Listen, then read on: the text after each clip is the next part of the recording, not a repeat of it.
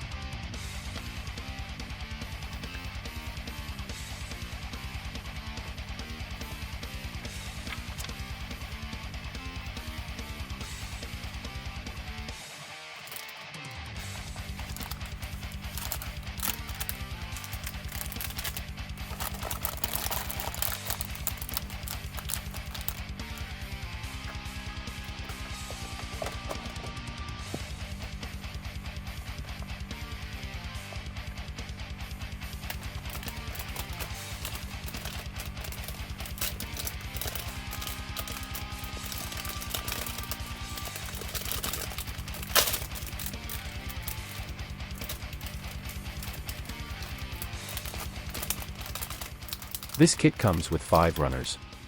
Runner A consists of all of the white pieces like the head and side skirts. Polycap runner, they are gold to indicate the gold inner frame. And the foil sticker sheet. It has some stickers for the eyes, and some for the torso, and the dragoons. And there are more throughout the kit.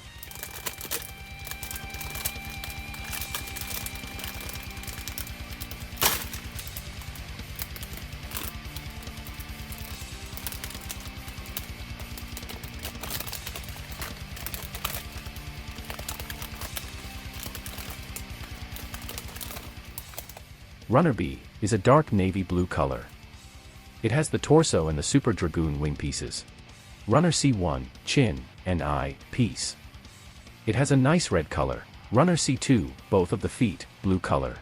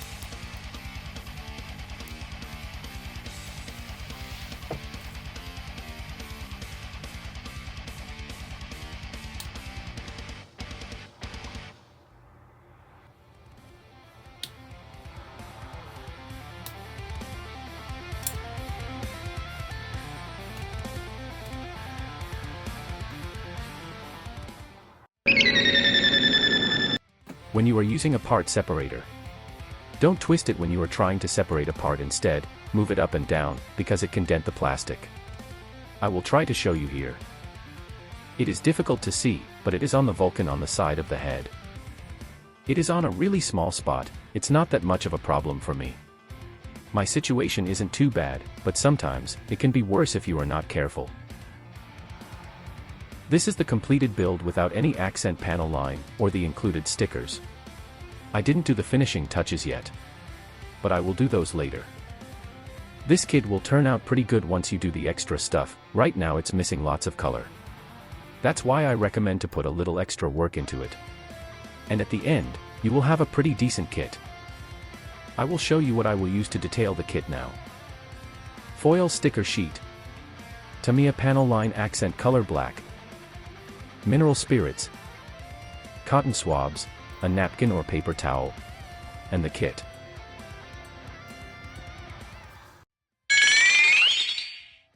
And this is the completed kit. I think it turned out pretty good for an SD, but the head is a little bit loose, it doesn't hold its place that well. But if you're posing it upright, you shouldn't have to worry about it. And there is a pretty bad hollow spot in the back of the legs, and unfortunately, there is not enough stickers to go on the back of the Dragoons. Which I guess that is okay because you won't be seeing it that much since it's on the back. There is several gimmicks to this kit. The wings can fold out like this, and so can the rail guns on the hips to represent the full burst mode. But the Dragoons cannot come apart. It is all one piece, but it can come off and attach to the guns like this. And the pack can come off and you can connect the guns to it like this. I'm not sure what it's supposed to be, but it is still pretty cool. And it is a little heavy, so if you wanted to pose it, you would need some support for the pack. And that is going to do it for the SD Gundam Strike Freedom. I really hope you guys enjoyed the video. It was a pretty easy build. I didn't have any problems with it. And the stickers aren't too difficult. So I will be leaving an Amazon link in the description so you can pick up one for yourself. And go and check out my Instagram or @ion737. I post more Gundam related content there if you are interested. I love sharing my hobby with you guys. I would really appreciate it if you would like or subscribe. You've been watching Deathbringer, where Gunpla meets metal. Subscribe and gear up for the next build.